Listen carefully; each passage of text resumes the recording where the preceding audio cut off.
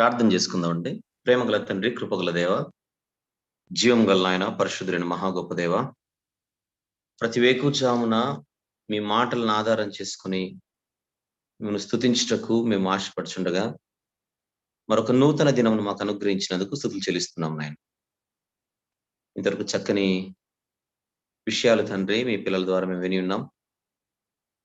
మరొక మంచి సంగతిని ఆలోచించుటకు మేము సిద్ధపరచుండగా నడిపించమని, బలపరచమని మీ ప్రియ కుమారుడు మా అందరి ప్రభు ప్రియ రక్షకుడైన యేసు ప్రభు వారి పరిశుద్ధ నామములో ప్రార్థన సమర్పిస్తున్నాము తండ్రి. ఆమేన్. ప్రభునందు ప్రియులారా, ప్రభు పేట అందరికి వందనములు. ప్రతి వేకుజామున దేవుని స్తుతించుటకు ఆయన మాటలను మాత్రమే ఆధారం అని అర్థం చేసుకొని, ఆయన మాటలు మాత్రమే ఆధారంగా చేసుకొని మనము ఈ వాక్య ధ్యానాన్ని మనము చేస్తున్నాం. ఆదికాండం 1వ అధ్యాయము 1వ వచనాన్ని మనము ప్రారంభించుకోవడం జరిగింది. ఆదియందు దేవుడు భూమి ఆకాశమును సృజించెను. జనవరి 1 నుంచి ఈ సంవత్సరం 2021 నిన్నటి దినం వరకు 1వ వచనాన్ని ఆలోచించాం. అనగా ఫిబ్రవరి 21. 21కి జనవరి మాసంలో ఉన్నటువంటి 31 దినాలు మనము జత కలిపితే 52 దినాలు. 30 + 20 50, ఒక 2 ఎక్స్ట్రా. ఆదికాండం 1వ అధ్యాయం 1వ వచనంలోని మాటను మనం 52 దినాలు మనం ఆలోచించామన్న సంగతి గుర్తు చేస్తున్నాం. ఈరోజు 1వ వచనాన్ని ముగించుకొని 2వ వచనంలోనికి మనం ప్రవేశిద్దాం.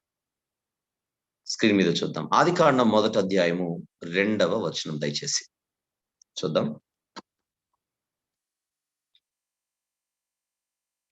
ఆదియందు దేవుడు భూమి ఆకాశములను సృజించెను అన్నది మొదటి మాట. రెండో మాట, భూమి నిరాకారముగాను శూన్యముగాను ఉండెను. చాలు, ఆ ఒక్క మాట తీసుకుందాం. ఈ సందర్భంగా నేను ఒక చిన్న పరిచయాన్ని నేను చేయాలి. ఆదియందు దేవుడు భూమి ఆకాశములను సృజించిననుంది కదా, మొదటి మాట. అది ఇంట్రొడక్షన్. అధ్యాయానికి, మొదటి అధ్యాయానికి పరిచయ మాట, అది పరిచయ వాక్కు. అయితే భూమి ఆకాశములను సృజించెను అని ఆల్రెడీ చెప్పేశాడు కదా మొదటి వచనంలో. మళ్ళీ 2వ వచనంలో భూమి నిరాకారముగాను శూన్యముగాను ఉండేనంటున్నాడు ఏంటి? ఆల్రెడీ సృజించేశాడుగా. భూమి ఆకాశములను సృజించేను అని మొదటి వచనంలో ఉంది కదా. మరలా 2వ వచనంలో భూమి నిరాకారముగాను శూన్యముగాను ఉండెను అని చెప్పడంలో అర్థం ఏంటి? ముందుగా ఆ క్లారిటీ ఇచ్చి నేను ముందుకెళ్తాను. అందుకే ఇందాక చెప్పాను, ఆదికాండం 1వ అధ్యాయానికి మొదటి వచనం అనేది కేవలం పరిచయం మాత్రమే, ఇంట్రొడక్షన్. అయితే దీన్ని విషయము అని మనం భావించాలి. సృష్టిని దేవుడు కలుగజేశాడు, భూమి ఆకాశములను సృజించాడు అనేది విషయం. అయితే అలా స్క్రీన్ అలానే ఉంచండి. నేను చెప్పినప్పుడు తీసేద్దాం.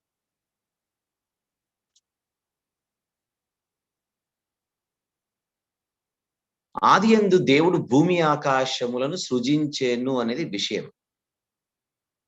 అయితే దేన్నైతే దేవుడు సృజించాడో, ఏ భూమినైతే సృజించాడో, ఏ ఆకాశములనైతే సృజించాడో, వాటిని దేవుడు ఎలా సృజించాడు అన్న ప్రశ్నకు సమాధానం 2వ వచనం నుంచి స్టార్ట్ అవుతుంది.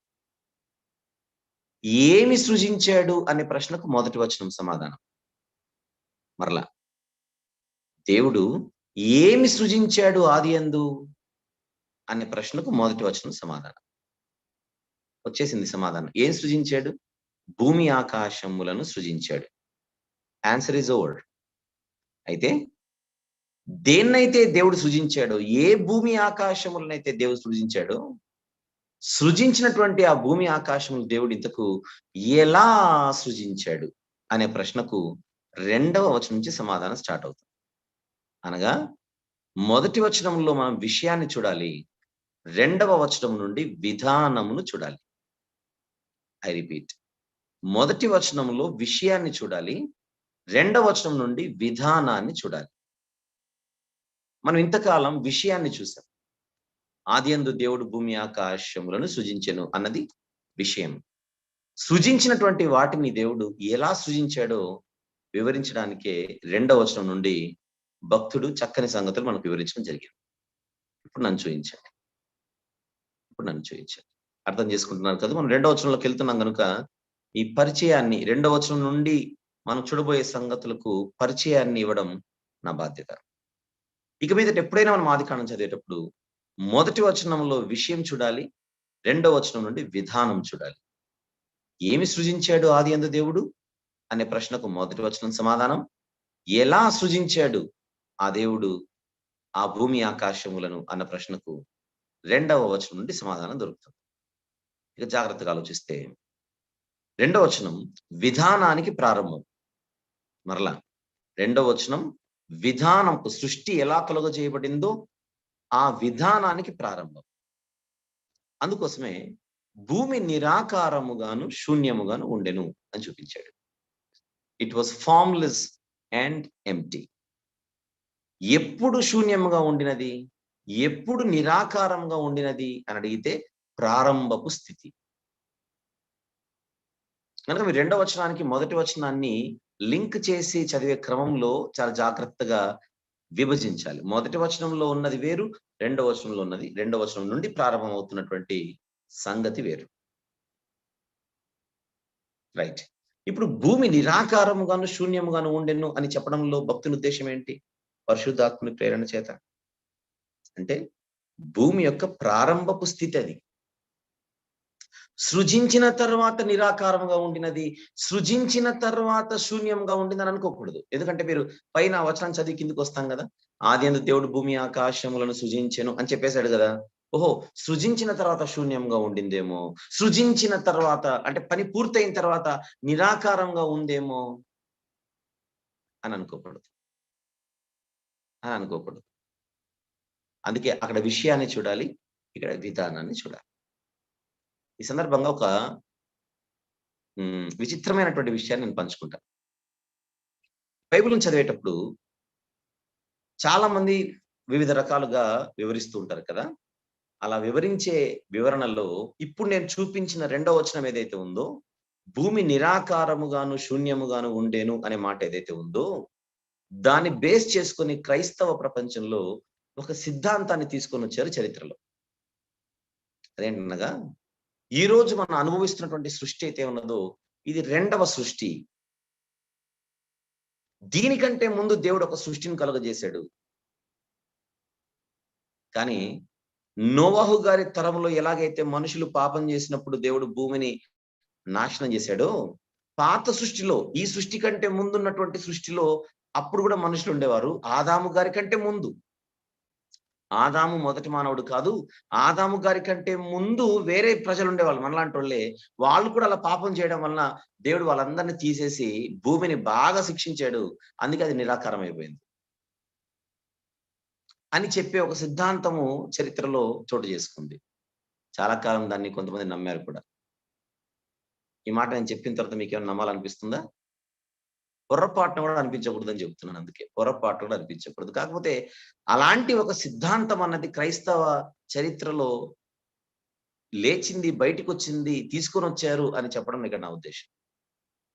భూమి నిరాకారంగాను, శూన్యంగాను ఎందుకుంది అని ప్రశ్న వేసి, నోవాహు గారి తరంలో ఎలాగైతే దేవుడు భూమిని శిక్షించాడో, అలాగనే పాత సృష్టిలోని ఆ భూమిని దేవుడు శిక్షించాడు. అందుకే పాపం అది నిరాకారంగా మొత్తం షేప్ అంతా ఔట్ అయింది. ఎవరైనా ఎవరినైనా తీవ్రంగా కొడితే షేప్ ఔట్ అవుతుందిగా. మనం ఒక మొబైల్‌ని తీసుకొని కిందేస్తే షేప్ ఔట్ అవ్వదు. ఒక చేతిలోని ఒక అద్దాన్ని తీసుకొని పగలగొడితే షేప్ ఔట్ అవుతుంది. ఒక వస్తువును మనం పాడు చేసినప్పుడు, పగలగొట్టినప్పుడు షేప్ ఔట్ అవుతుంది గదా! అలాగే భూమిని దేవుడు బాగా శిక్షించాడు. అందుకే అది షేప్ ఔట్ అయిపోయింది. ఒక షేప్‌లో లేకుండా, ఒక షేప్‌లో లేకుండా అది నిరాకారంగా నిరాకారంగా మారిపోయింది. అందుకే ఆదాము మొదటి మానవుడు కాదు. ఆల్రెడీ ఇంతకుముందు ఒక సృష్టి ఉంది. ఆ సృష్టిలో మనుషులున్నారు. ఆ మనుషులను దేవుడు శిక్షించాడు. అందుకే భూమికి ఆ స్థితి పట్టింది, ఆ గతి పట్టింది అని చెప్పే ఒక సిద్ధాంతం. కానీ ఇది పరిపూర్ణంగా 100% ఒక తప్పుడు సిద్ధాంతం. అంటే మనిషికి ఏది ఆలోచనొస్తే ఆలోచన తీసుకొని ప్రజల మీద రుద్దేటువంటి ప్రయత్నం. కానీ ఈరోజు ఒక చక్కని సంగతిని ఈ సందర్భంగా నేర్చుకున్నాం. దేవుడు భూమిని కలుగ చేసినప్పుడు ఒక పద్ధతి ప్రకారంగా తీసుకొనొచ్చాడు దాన్ని. ఆదియందు దేవుడు ఏ భూమిని అయితే కలుగు చేశాడో ఆ భూమిని దేవుడు కలుగు చేసేటువంటి పద్ధతిలో ముఖ్యంగా మనం చూస్తే 3 స్టెప్స్ ఆయన తీసుకున్నాడు. 3 స్టెప్స్. అందులో ఒకటి, మొట్టమొదట భూమిని కలుగు చేయడానికి పదార్థాన్ని కలుగజేశాడు. మ్యాటర్ అని అంటాం. పదార్థం. పదార్థం. పదార్థాన్ని కలుగజేసి, కలుగజేయబడినటువంటి ఆ పదార్థము చేత భూమిని దేవుడు తయారు చేశాడు. కలుగజేయబడినటువంటి ఆ పదార్థము చేత, మ్యాటర్ పదార్థం, ఆ పదార్థము చేత దేవుడు భూమిని మనమందరం బ్రతకడానికి నివాస యోగ్యముగా సిద్ధపరిచాడు. ముందు కలుగు చేశాడు. బాగా గుర్తు, 3 స్టెప్స్ అన్నాను కదా. భూమిని ఈరోజు మనం అనుభవిస్తున్నామే, ఈ ఈ యొక్క వాతావరణంలోనికి భూమిని తీసుకొని రావడానికి, ఈ స్థితిలోనికి తీసుకొని రావడానికి, మనమందరం నివసించడానికి, దీనిని యోగ్యమైనదిగా చేయడానికి, దీన్ని ఒక నివాస స్థలముగా మలచడానికి, మార్చడానికి దేవుడు చేసినది ముందుగా కలుగజేశాడు. పదార్థాన్ని కలుగజేశాడు. కలుగజేయబడిన పదార్థము చేత ఈ భూమిని దేవుడు సిద్ధపరిచాడు. సెకండ్ స్టెప్ అది. కలుగజేశాడు మొదటిది, సిద్ధపరిచాడు రెండవది. సిద్ధపరిచిన తర్వాత మూడవది స్థిరపరిచాడు. స్థిరపరిచాడు. మొదటిగా ఫార్మ్డ్ ఇన్ ఇంగ్లీష్, లేదా ఫ్యాషన్డ్ అని అంటాడు. ఫార్మ్డ్ లేదా ఫ్యాషన్డ్. తర్వాత he made, form the earth, made the earth, established the earth. ఇవి 3 స్టెప్స్ అన్నమాట. అందుకే దీన్ని నిర్మాణం అనేది. అందుకే భూమిని కేవలము ఇది సృష్టి మాత్రమే కాదు, ఇది it's not just creation, it is construction. మనం ఇలా అర్థం చేసుకోవడానికి దేవుడు భూమి కేవలము సృష్టి మాత్రమే కాదు, ఇది ఒక నిర్మాణం. భూమిని దేవుడు తన బలము చేత నిర్మించాను. నిర్మాణం. నిర్మాణం అంటే ఎలా ఉంటుంది? నిర్మాణం అంటే ఎలా ఉంటుంది? మనం ఇల్లు కట్టుకుంటాం కదా. ఎలా చేస్తాం? ఫస్ట్ మొత్తం అన్ని తెచ్చుకుంటాం. మనం ఇటుకలు తెచ్చుకుంటాం, ఇసుక తెచ్చుకుంటాం కదా, రాళ్ళు కంకర తెచ్చుకుంటాం, స్టీల్ తెచ్చుకుంటాం. మ్యాటర్, పదార్థం. ఒక నిర్మాణానికి అవసరమైనటువంటి పదార్థాలు మనం తెచ్చుకుంటేనే, అన్ని తెచ్చుకొని అన్ని కలుపుతాం. తర్వాత ఫస్ట్ తెచ్చుకుంటాం కదా, అది మొదటి స్టెప్. మనం ఒక ఇంటిని కట్టడానికి మనం కూడా స్టేజెస్ ఉంటాయి చూడండి, స్టెప్స్ ఉంటాయి చూడండి. ముందు అన్ని తెచ్చుకొని అలా ఒక చోట కూర్చుకుంటాం, సమకూర్చుకుంటాం. తర్వాత సెకండ్ స్టెప్ ఏంటి? సమకూర్చుకున్నటువంటి ఆ వస్తువుల చేత నిర్మాణాన్ని ఇక జాగ్రత్తగా స్టార్ట్ చేస్తాం. ఒక్కొక్కటి సిద్ధపరచుకుంటూ అలా ఇల్లు పూర్తిగా నిర్మాణం పూర్తయిన తర్వాత అప్పుడు దానిని గృహప్రవేశం రోజున ఒక కుటుంబం అందులో నివసించడానికి ఆ యొక్క ఇంటిని మనం స్థిరపరుస్తాం. రిబ్బన్ కట్ చేసి ఇక మీరు వెళ్ళొచ్చు, మీరు ఇంకా ఆ యొక్క ఇంటిలో, గృహంలో నివసించవచ్చు. మనం కూడా 3 స్టెప్స్ చేస్తాం చూడండి కన్స్ట్రక్షన్ కి. అన్ని తెచ్చుకోవడం, తర్వాత నిర్మించడం, తర్వాత అందులో ప్రవేశించడం. ఎప్పుడైతే ఒక కుటుంబం అందులో ప్రవేశిస్తుందో ఇక కంప్లీట్ గా అది నివాస స్థలముగా, నివాస యోగ్యమైనదిగా మనం దానిని గుర్తిస్తాం. ఇది కన్స్ట్రక్షన్ ప్రాసెస్. అంతెందుకు, దేనికైనా కూడా ఇలాంటి స్టెప్స్ మనం ఫాలో అవుతాం. ఈవెన్ వంట చేయడానికి కూడా. డైనింగ్ టేబుల్ మీదికి ఒక వంట కూర ఏదైనా వచ్చి మనం తినడానికి అది రెడీ అయిందనంటే దానికి ముందు ప్రాసెస్ ఏంటి? ఆ కూరను చేయడానికి, ఆ కర్రీని చేయడానికి, ఆ పప్పు చేయడానికి అవసరమైనటువంటి వస్తువులన్నిటిని మనం సమకూర్చుకుంటాం కిచెన్ లో. పప్పు, నూనె, ఉప్పు, పసుపు, మొత్తం ఏదైతే ఉంటుందో మొత్తం అన్ని కూర్చుకోవడం అనేది మొదటి స్టేజ్ అది. తర్వాత అన్నిటినీ ఒక పాత్రలోనికి వేసి వండడం అనేది సెకండ్ స్టేజ్. మొదటిది కూర్చుకోవడం, 2 వండుట, 3 తెచ్చి టేబుల్ మీద పెట్టుకోవడం. అప్పుడు దాన్ని మనం వాడతాం తినడానికి. ఇప్పుడు నేను చెప్పిందంతా మీరు మైండ్లో ఉంచుకొని ఇప్పుడు బైబిల్‌లో ఒక వచనాన్ని చూద్దాం. చూసి ఆనందిద్దాం ఖచ్చితంగా. ఓకే. యెషయా గ్రంథం 45వ అధ్యాయం తీద్దామా? యెషయా గ్రంథము 45వ అధ్యాయం దయచేసి. అందులోని 18వ వచనం ఒకసారి చూద్దాం పిల్లరా. దేవుడు భూమిని ఎలా కలుగజేశాడో ప్రాసెస్ అక్కడ భక్తుడు చెబుతున్నాడు చూద్దాం. యెషయా గ్రంథం 45, 18వ వచనం చూద్దాం.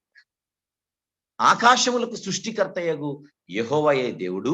నెక్స్ట్ మాట చూడండి. ఆయన భూమిని నంబర్ 1 కలుగజేసి, నంబర్ 2 దానిని సిద్ధపరిచి, నంబర్ 3 దానిని స్థిరపరచెను. అలానే ఉంచండి. నేను చెప్పేది అలానే ఉంచండి. మీకు 3 స్టేజ్‌లు కనపడుతున్నాయి చూడండి. లేదా 3 స్టెప్స్ కనపడుతున్నాయి చూడండి. భూమి అనేది ఒక నిర్మాణం అయితే, కన్‌స్ట్రక్షన్ అయితే, ఆ కన్‌స్ట్రక్షన్‌లో 3 స్టెప్స్ కనపడుతున్నాయి. నంబర్ 1 కలుగజేయబడుట పదార్థం, సిద్ధపరచుట నిర్మాణం, స్థిరపరచుట ఎస్టాబ్లిష్‌మెంట్. కంప్లీట్‌గా లాస్ట్‌గా గృహ ప్రవేశానికి సిద్ధంగా ఉందన్నమాట. కలుగజేయబడుట, సిద్ధపరచుట, స్థిరపరచుట. ఎందుకు చెప్పాడు కింద చూడండి. నిరాకారంగా ఉండునట్లు ఆయన దాన్ని సృజింపలేదు. ఆయన మొట్టమొదట దాన్ని కలుగజేసేటప్పుడు పదార్థం ఏదైతే ఉందో, మ్యాటర్ ఏదైతే ఉందో, అది ఒక ఆకారంలో లేదు. మ్యాటర్ కలుగజేసినప్పుడు ఆయన అది నిరాకారముగానే ఉండాలని సృజింపలేదు. ఎందుకు సృజించాడు కింద చూడండి. నివాస స్థల మగునట్లుగా దానిని సృజించాడు. ఇప్పుడు నన్ను చూయిస్తారా? నన్ను చూయించాడు. ఎంత చక్కని క్లారిటీ మనకు బైబిల్‌లో కనపడుతోంది. ఆదియందు దేవుడు భూమి ఆకాశములను సృజించెను. భూమి నిరాకారముగాను శూన్యముగాను ఉండెను అంటే, మనం వెంటనే ఓహో! ఈ సృష్టి కంటే ముందు ఒక సృష్టి ఉంది. ఆ సృష్టిలో కూడా మనుషులు పాపం చేసేసారు. అందుకే దేవుడు ఒక ఫుట్‌బాల్ ఆడుకున్నాడు ఆ భూమితో. అందుకే అది షేప్ ఔట్ అయిపోయి నిరాకారంగా మారిపోయింది అనే సిద్ధాంతం ఎంత మీనింగ్‌లెస్ సిద్ధాంతం ఒకసారి ఆలోచించండి. అర్థం పర్థం లేని సిద్ధాంతం. అలాంటి అర్థం పర్థం లేని సిద్ధాంతాలు కొలలొచ్చేసాయండి ఈరోజు క్రైస్తవ సమాజంలోనికి. మనం జాగ్రత్తగా లేకపోతే నిండా మునిగిపోవడమే అంతే. తప్పుడు సిద్ధాంతాల సునామీలో మనం కొట్టుకొని పోతాం. చాలా జాగ్రత్తగా మనం వాక్యాన్ని ఆలోచించాలి. అసలు కన్‌ఫ్యూజ్ అవ్వడానికి ఏమీ లేకుండా దేవుడు ఒక చక్కని లేఖనాన్ని మనకిచ్చాడు. ఆదికాండం 1వ అధ్యాయం 2వ వచనానికి ఒక చక్కని స్పష్టత మనకి యెషయా గ్రంథం 45:18లో కనపడుతుంది. ఆయన మొదట దాన్ని కలుగజేశాడు పదార్థం. రైట్? తర్వాత ఏం చేశాడు ఆయన? సిద్ధపరిచాడు. ఆ తర్వాత దాన్ని స్థిరపరిచాడు. కనుక నిరాకారంగా ఉండెను అంటే అది నిరాకారంగా ఉండడానికే దేవుడు సృజింపలేదు. కానీ అది నివాస స్థలం మగునట్లుగా దానిని తయారు చేశాడట. ఆ నివాస స్థలం మగునట్లుగా చేయడానికే ఒక ప్రాసెస్ నడిచింది. అది నివాస స్థలం అయ్యేంత వరకు ఏం జరిగిందో మనకు 2వ వచనం నుంచి ఆదికాండంలో దేవుడు వివరిస్తూ మన కోసం తన భక్తుని చేత ఒక చక్కని విషయాన్ని వ్రాయించడం జరిగింది. అలా ఆయన ఆ నివాస స్థలం మగునట్లుగా దానిని చేయడంలో ఆయన ఎంత చక్కని ఒక ప్రొసీజర్‌ని ఫాలో అయ్యారో, దేవుని పనితీరేంటో ఆ మొదటి అధ్యాయంలో మనకు అద్భుతంగా కనపడుతుంది. ఒక పద్ధతి లేకుండా దీన్ని చేయలా. ఒక పద్ధతి ప్రకారంగా. అన్నీ లెక్కలే. కానీ ఇక్కడ మన ప్రశ్న ఏంటంటే, నివాస స్థలం అగునట్లుగా దానిని ఆయన చేయాలనుకున్నాడు గదా! ఇంతకు ఎవరికి నివాస స్థలం అగునట్లుగా దేవుడు చేయాలనుకుంటున్నాడు ఇక్కడ? అదొక్కటి చూద్దాం ఈరోజు. యోబు గ్రంథం 37వ అధ్యాయం. యోబు గ్రంథము 37వ అధ్యాయం.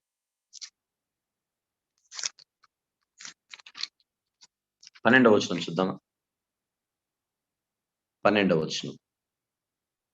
యోబు గ్రంథం 37వ అధ్యాయం 12వ వచనం. రైట్. ఆయన వలన నడిపింపబడినవై నెక్స్ట్ మాట నరులకు నివాస యోగ్యమైన భూగోళము మీద అంటున్నాడు. ఎవరికి నివాస యోగ్యమైన భూగోళం ఇది? నరులకు అంటే మనమే. ఇప్పుడు యెషయా 45:18 ఏం చదువుకున్నాం?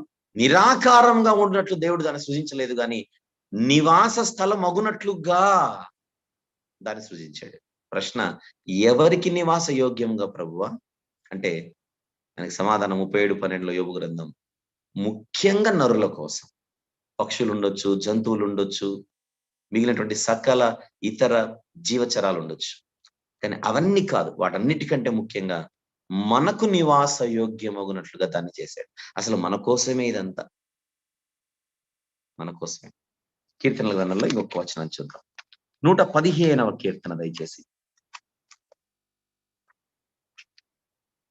115వ కీర్తన. 16వ వచనం చూద్దాం ఒకసారి. 16వ వచనం. ఆకాశములు యెహోవా వశము. నెక్స్ట్ మాట. భూమిని ఆయన నరులకిచ్చి ఉన్నాడు. పక్షులు, జంతువులు, చేపలు ఇవన్నీ ఉన్నాయిగా. పురుగులు మొత్తం జీవచారాలు ఉన్నాయిగా.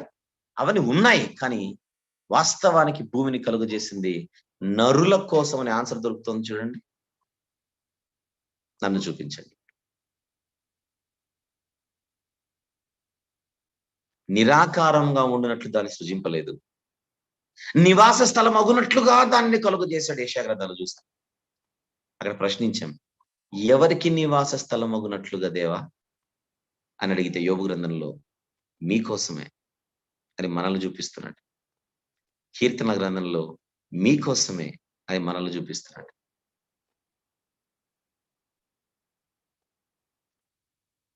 ఒక తండ్రి ఒక ఇంటిని నిర్మించడానికి సిద్ధపడ్డాడు అనంటే మన మధ్య ఎవరి కోసమయ్యా అని అడిగితే ఆయనకు అప్పటికే 40 ఏళ్ళో 50 ఏళ్ళు వచ్చింటాయి అనుకోండి. 50 ఏండ్ల మనిషి, 50 ఏండ్లు దాటిన మనిషి ఒక ఇంటిని కడుతున్నాడంటే ఎవరి కోసం అడిగితే సమాధానం ఏమొస్తుంది? నేనెంత కాలం ఉంటాను? ఇంకొక 10 ఏళ్ళు. నా కోసం కాదు. నా పిల్లల కోసం. నా పిల్లల కోసం. కొంతమంది ఇళ్లలో పెట్ యానిమల్స్ ఉంటాయి. Pet animals. ఏ కుక్క పిల్లలో ఏవో ఉంటాయి కదా! ఆ తండ్రిని వీరింత ఇల్లు కడుతున్నాడు కదా పెట్ యానిమల్స్ కోసం అంటే, పెట్ యానిమల్స్ కోసం ఇంత పెద్ద కన్‌స్ట్రక్షన్ కాదు. నా పిల్లలు ఉండడానికి. నా పిల్లలు ఉండగా వారు ముచ్చటగా ఆడుకోవడానికి ఏమైనా పెట్ యానిమల్స్ తెచ్చుకుంటారేమో కానీ ultimately this construction is for my children అన్న సమాధానం. ఒక ఇంటిని కట్టేటువంటి ఒక తండ్రి 50 ఏళ్ళు దాటినటువంటి ఒక తండ్రి ఇస్తాడు. నా పిల్లల కోసం ఇదంతా. కిచెన్‌లో వంట వండుతుంది తల్లి. ఎందుకమ్మా ఇంత చేస్తున్నావు అడిగితే, ఇన్ని ఐటెమ్స్ ఎందుకమ్మా? ఒక తల్లి అంటే ఆవిడకి 40 సంవత్సరాలు దాటాయింటాయి. 40 ఏళ్ళు, 50 ఏళ్ళు దాటాయి. ఎందుకోసం ఇదంతా అని అడిగితే, ఇన్ని వంటలు ఎందుకు? ఇన్ని ఐటెమ్స్ ఎందుకు? నువ్వు తినడానికా? అంటే, నేను తింటే పోతానయ్య బాబు. ఇంత షుగర్, ఇంత బీపీ పెట్టుకొని నేను తింటాను. మళ్ళెందుకు ఇన్ని చేస్తున్నావు అంటే, నా పిల్లల కోసం. ఈ వంటంతా నా పిల్లల కోసం. ఇన్ని ఐటెమ్స్ అన్ని నా పిల్లల కోసం. ఇంటిని కట్టే తండ్రి నా పిల్లల కోసం అంటున్నాడు. వంట చేసే తల్లి నా పిల్లల కోసం అంటున్నాడు. భూమిని కలుగజేసిన తండ్రి పరలోకమందున దేవుడు మీకోసమే అంటున్నాడు. ఇంటిని కట్టినటువంటి తండ్రిలో మనం ప్రేమను గమనిస్తున్నాం. వంట చేసే తల్లిలోనూ ప్రేమను చూస్తున్నాం. ఈ భూమినంతటిని కలుగజేసి మనకు బహుమానంగా ఇచ్చిన దేవునిలో మనం ప్రేమను చూడకపోతే ఎలా అని అడుగుతున్నాం. చూద్దాం. ఆయన ప్రేమను గుర్తిద్దాం. ఆయన ప్రేమను ఆస్వాదిద్దాం. ఆయన ప్రేమను అనుభవిస్తున్నాం. అది గుర్తించి ఆయనను మహిమపరుద్దాం. ఆదికాండం 1వ అధ్యాయము మొదటి వచనాన్ని 52 దినాలు మాట్లాడుకున్న మనము ఈరోజు 2వ వచనంలోనికి మనం ప్రవేశించాం.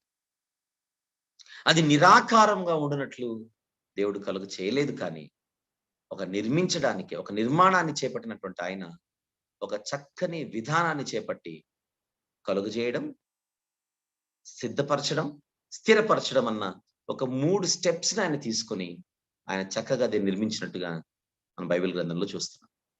కనుక ఈరోజు నిరాకారంగా భూమి ఉండినది ఒకప్పుడు అనంటే, ఎప్పుడు ఉండినది అనే ప్రశ్నకు సమాధానమే దాన్ని మొట్టమొదట కలుగజేసినప్పుడు పదార్థంగా అది నిరాకారంగా ఉన్నింది. అది శూన్యంగా ఉంది. మరి కలుగజేసినటువంటి ఆ పదార్థాన్ని దేవుడు ఎలా సిద్ధపరిచాడో వివరణాత్మకంగా రేపటి నుంచి ఆలోచిద్దాం. ఈ వాక్యపు పునాదిపై దేవుని స్తుతించుటకు మనము సిద్ధపడి మన హృదయాలు సిద్ధపరచుకొని ముందుకెళ్దాం. రండి, నాతో పాటు ఏకీభవించండి. తర్వాత మీరు కూడా దేవుని స్తుతించండి, ప్రార్థించండి. ఈ వేకువజామున దేవుణ్ణి ఈ వాక్యపు పునాదిపై మహిమపరచడానికి మనందరం కలిసి ముందుకెళ్దాం. ప్రియులారా, కళ్ళు మూసుకుందాం. ప్రేమగల తండ్రి, కృపగల దేవ, జీవం గల ఆయన పరిశుద్ధుడైన మహా గొప్ప దేవ. భూమి నిరాకారంగా ఉండినది అనేటువంటి మాటను తీసుకుని ఎంత భయంకరమైనటువంటి సిద్ధాంతాలకు తెరలేపి చరిత్రలో గందరగోళానికి కారణమైనటువంటి వారిని అపవాది వాడుకున్నాడు తండ్రి. కానీ అలాంటి స్థితిలో మేము ఉండకుండా సత్యవాక్యాన్ని సరిగా విభజించుటకు తండ్రి మాకు మీరు ఇస్తున్నటువంటి నడిపింపును బట్టి స్తుతులు చెల్లిస్తున్నాం. పదార్థాన్ని కలుగు చేశారు, దాన్ని సిద్ధపరిచారు, తర్వాత స్థిరపరిచారు.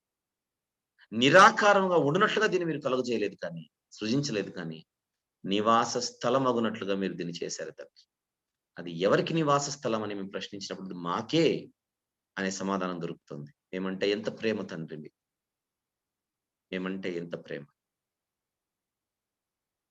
పీల్చే గాలి, తాగే నీరు, తినే ఆహారం, అనుభవిస్తున్న ప్రతిదీ కూడా కేవలం మీ ప్రేమను బట్టి మాత్రమే ఇదంతా మాకు దొరుకుతోందని తండ్రి మేము గుర్తించి 10 మందికి తెలియజేసి అనేక మందిని మీ ప్రేమకు, మీ యొక్క కృపకు మరింత దగ్గరగా సమీపస్తులుగా చేయడానికి మాకు శక్తిని, బలాన్ని ప్రసాదించమని వేడుకొనొచ్చు. మీ ప్రియకుమారుడు, మా ప్రభు ప్రియరక్షకుడైన యేసు ప్రభు వారి పరిశుద్ధ నామములో మిమ్మల్ని స్తుతిస్తూ, మహిమపరుస్తూ, ఘనపరుస్తూ ఈ విన్నపములు సమర్పిస్తున్నాము తండ్రి.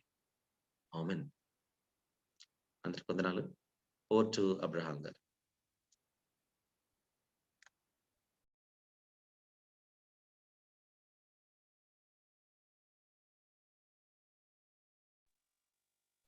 ఉన్నారా అబ్రహాం? ఎవరైనా కూడా విన్నటువంటి వాక్యాన్ని నెమరు వేసుకుంటూ దేవుని స్తుతించడానికి సిద్ధంగా ఉన్నట్లయితే ఈ సమయాన్ని తీసుకోవాల్సింది మనం చేస్తున్నాను. ప్లీజ్. వందనాలన్నా. ప్రియులారా,